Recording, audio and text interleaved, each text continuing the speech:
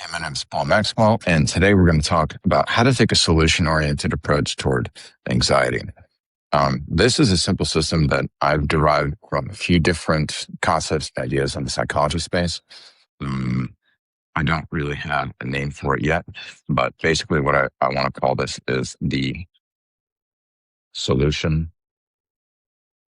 funnel. And it basically has 6 steps where what we do is you start with some anxiety. So you have some anxiety in your life, a problem that you don't know how to deal with. Let's say you have some, unexpected financial issue that comes into your life, or you have a lawsuit or a potential liability. I mean, this is not legal advice. Or you have some kind of a health issue that comes into your life, or you have a pain point. For example, you want to get in shape, or you have some kind of uncertainty, a job outcome, whatever these things are, right? The way that we do this is we have to accomplish 2 things. Number one, we have to right size that problem, because typically what happens is we have all these cognitive distortions, and that's related to cognitive behavioral therapy, which is a whole set of solutions and strategies that I talk about in another video. But what I want to talk about here is really a combination of 2 things. Number one, it's a concept of circumstantial philosophy, cognitive behavioral therapy, and acceptance and commitment therapy, ACT, ACT. Okay. And the way that the funnel works is this: that first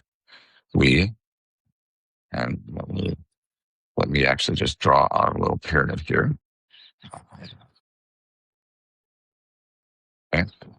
We have this little pyramid.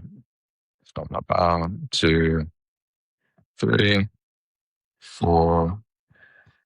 Hold on, let me just go down a little bit here. 5, 6. Okay. So the very first thing that we have is we have number one, which is we define the problem. Okay. So this is a neutral problem statement in some kind of neutral way, right? So for example, not, oh my God, the problem is not, oh, I'm going to lose my job. The problem, or rather, the problem is not, oh my God, I'm going to be homeless. Oh my God, like typically what we have is the actual, the event. That's what we're trying to say. We're trying to say the event versus potential consequences, right? Or what we'll say is, let me put it this way. What we really want is we want prescription versus projection. All right. So that's the first thing that we do, right? We say, here's my problem, here's my pain point, right? And in order to do this, there's a couple things that we can do to achieve this. But one of the things that we can do is we can, let's say, I actually want to kind of get out of this for a second. Defining something is something that comes down to what we can call here is a thought canvas. Okay. This is an exercise that will help you to define your problem in a neutral way. Now, what a thought canvas is you have here, which is the central issue, and you start talking about it in a way, and you create a mind map. So this is a structured mind map that you have around this. And okay. And what you have here, how do I do this?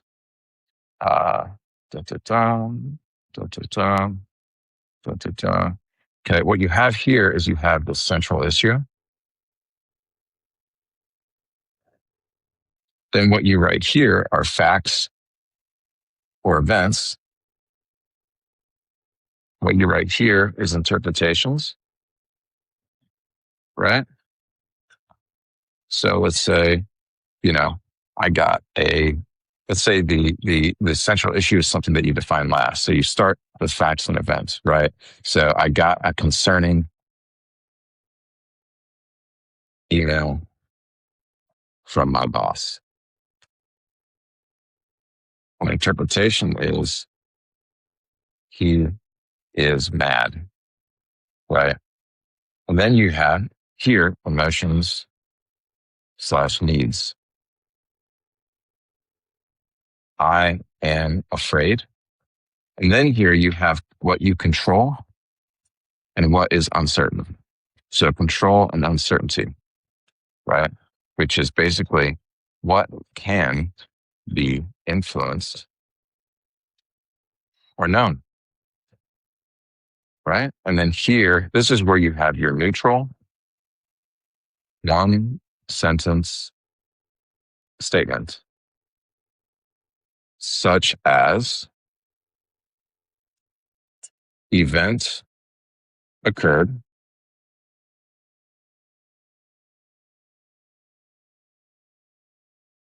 I feel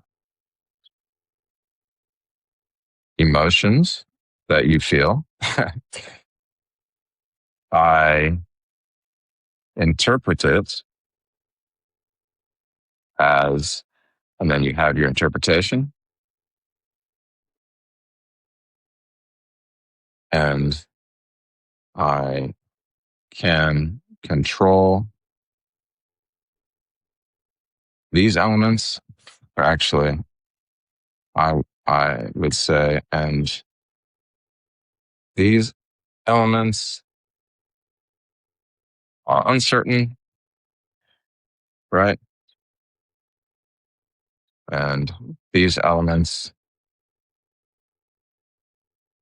are in my control. Just use that as a template. Okay. This is your definition, your problem definition templates. Okay. Boom. Right there. Okay. So that's define the problem. Next, we have number 2.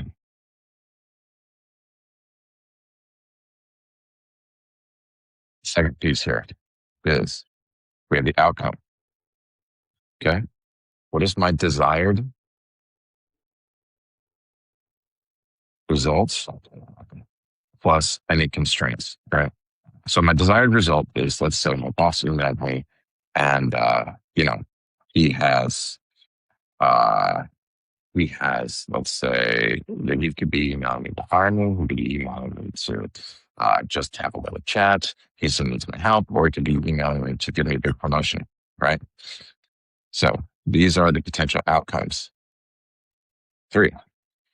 So here what we would say, let's say bad outcomes, neutral outcomes, desirable outcomes, right? And then 3, we have our options that we list, okay? So of these options, we brainstorm without judging, right? So what we do here is we take these things, we take the bad outcomes, okay, and we create processes to, let's say here is a bad outcome, right? We take processes to cope with these bad outcomes or to subvert them, right? And get to a place that we desire. Or we have a good outcome and we, start with whatever that good outcome is here. And we figure out a way to reverse engineer a process to get to that good outcome, right? So that's what we do with our options. Our options are the generation of these coping mechanisms and strategies. Okay. Then we have compare, where we have impacts, efforts, risk, and values. So this is going to be a table, right? Where we've got Oops. We've got impacts, efforts, risk, and values of each of these strategies. Here, we've got strategy one. Here, we've got strategy two. Okay, right? So here, you've got strategy one. Here, we've got strategy two. Right? Where we say the impact here is a 10, the effort is an 8. Well, the risk, oops, let's get that written away. The effort's an 8, the risk is a 10, and the values, it is 5 in alignment with my values. Now let's say strategy 2, the impact is a 7, the effort's a 2, the risk is a 2, and the values are a 10. So now I have to say, do I want a high risk, right? Do I want a high risk, high reward strategy? Or do I want a low risk, high impact strategy that is in coherence with my personal values, right? And then what we do from there is we commit. This is where we have acceptance and commitment there. What the strategy is. You accept the facts as they are. So you accept these facts. You pick one of your options after you've compared and evaluated them, and you do who, what, when, and the fallback strategy, right? So you say, okay, I'm going to aim to use strategy one to get what I want, right? And you use, I'm going to aim to get strategy one to get what I want. But if I can't do that, then I'm going to fall back to strategy two. Okay. So that's my fallback. So I select who's going to do it, when's going to do it, when's it going to happen, and what exactly am I going to do, right? So I will do strat one or strat two today. If it doesn't work, strat one tomorrow, right? So I'm going to try to get a promotion today in response to my boss's email. And if it doesn't, then I'm just going to get, and if in fact he does fire me, then I'm going to use strategy one to, as a fallback, as a contingency plan to avert the consequences of that and get a better job tomorrow. Okay. And number 6, review. I have a result and I iterate. But the reason that this is a solution, iterate. The reason this is a solution-oriented approach toward anxiety, okay? Solution-oriented approach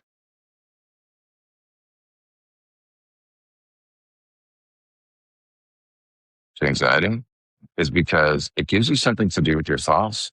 It gives you a strategy that you can feel confident in, right? Here at the compare stage, this is where we get the confidence in our strategy. Here we get confidence. And here is where we release.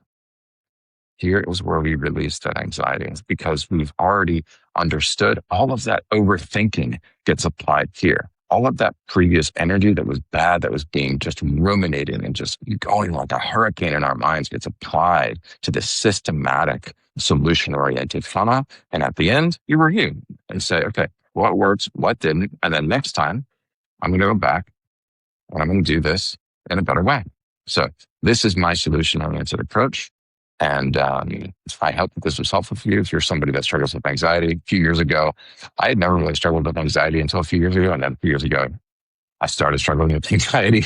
And there were a few strategies that were helpful and a few that weren't. And what this did is, for me, is basically just a system that really works. So I hope this was helpful for you.